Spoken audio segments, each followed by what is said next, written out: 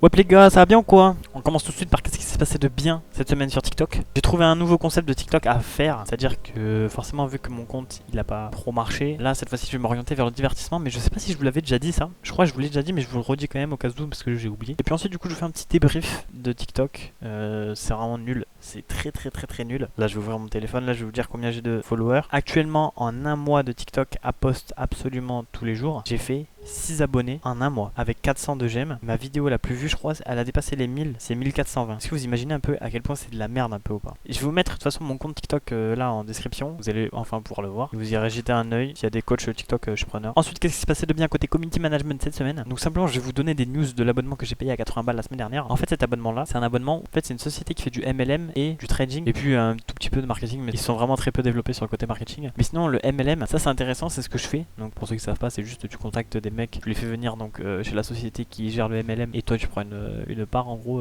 entre guillemets. Et puis j'ai découvert ça en fait, moi je savais même pas que ça existait alors que ça fait longtemps que ça existe apparemment. Je crois que j'étais vraiment le seul à ne pas l'avoir connu. Mais bon, j'ai découvert ça, du coup là c'est ce que je fais. J'ai payé l'abonnement à 80 balles. Normalement il faut juste que j'invite 3 personnes chez AOS. Donc AOS c'est la structure où je machine. Je vous mets pas de lien AOS etc, sinon ça va faire farceur un peu et vas-y, j'ai pas envie d'être reconnu pour ça. Je préfère qu'on me voie comme un bon entrepreneur, voilà. Et donc simplement si j'invite 3 personnes chez AOS, donc je payerai plus du tout d'abonnement, donc l'abonnement sera gratuit. Et donc voilà, je pourrais simplement apprendre tout gratuitement quoi. Donc ça c'est plutôt bien. Je crois si après t'invites 6 personnes, je crois c'est ou 8, un truc comme ça, t'es payé 160 euros par mois. Et après plus t'en invites et plus voilà.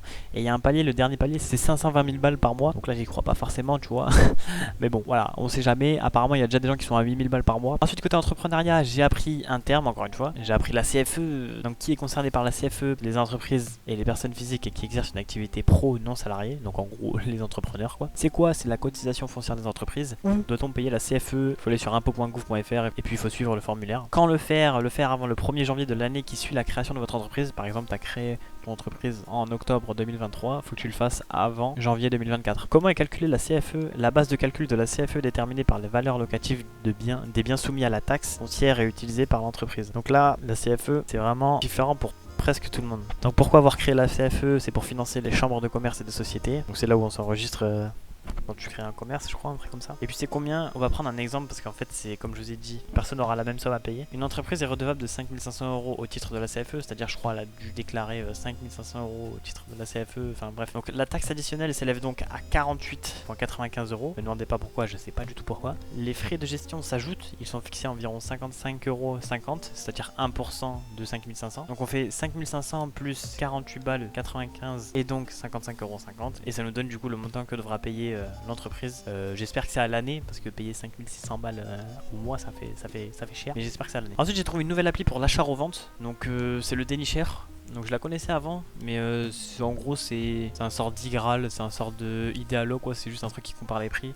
Mais bref, je l'ai quand même installé parce que en fait c'est assez spécialisé sur tout ce qui est la tech, et moi la tech c'est ce que je fais, donc c'est pour ça que je l'ai installé. Ensuite côté personnel, qu'est-ce qui se passait de bien? Donc j'ai eu mon écran gratuit, c'est-à-dire que comme je vous avais raconté, j'avais acheté un écran et j'avais reçu une imprimante à la place, et du coup je me suis fait rembourser. Et après m'être fait rembourser, 2 jours après, l'écran il arrive, et du coup j'ai eu un petit écran gratuitement. Voilà, ça, on dit pas non, on dit pas non. Ensuite j'ai rangé ma chambre, donc c'est-à-dire en fait j'ai changé, j'ai pas rangé mais j'ai carrément changé de position pour mon nouveau setup qui va donc arriver, parce que là je commence à commander plein de produits etc. Donc aussi j'ai vendu mon siège, donc pour un total de 85 euros. De toute façon vous allez voir dans dépenses au revenu à la fin. Ensuite j'ai acheté des AirPods Pro 2ème génération, et donc je pensais que c'était un truc de merde un petit peu, que j'étais devenu une grosse merde parce que j'ai acheté du Apple etc. Mais en fait c'est vraiment ultra bien. L'anti-bruit ça m'aide à travailler énormément, ça m'aide à m'endormir aussi très facilement parce que je le mets du coup pour dormir, et en fait j'entends plus rien du tout autour de moi et ça m'endort plus vite que ce que je suis censé m'endormir de base. Donc c'est un très bon investissement. Aussi j'ai découvert que faire de la méditation juste avant de dormir, en fait c'est bien aussi. Et ensuite qu'est-ce qui se passait de mal côté personnel? Donc là j'ai beaucoup trop profité. Le week-end j'avais dépensé 700 balles. Là c'est un truc de fou parce que j'avais invité mes parents à Bordeaux etc.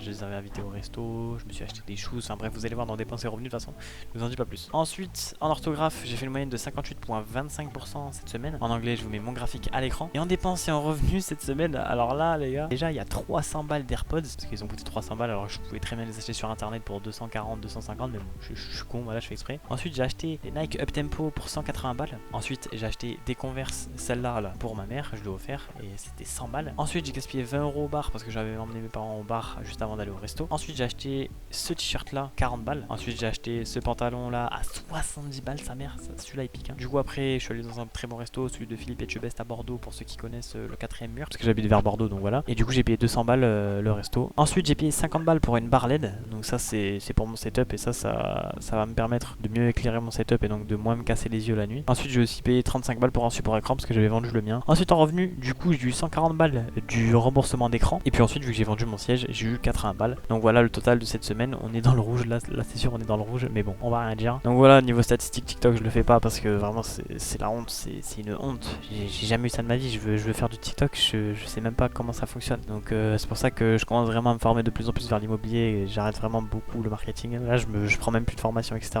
Là maintenant je commence vraiment à me former sur l'immobilier. Et donc voilà c'est tout pour moi, je vous dis à la semaine prochaine et maybe one day.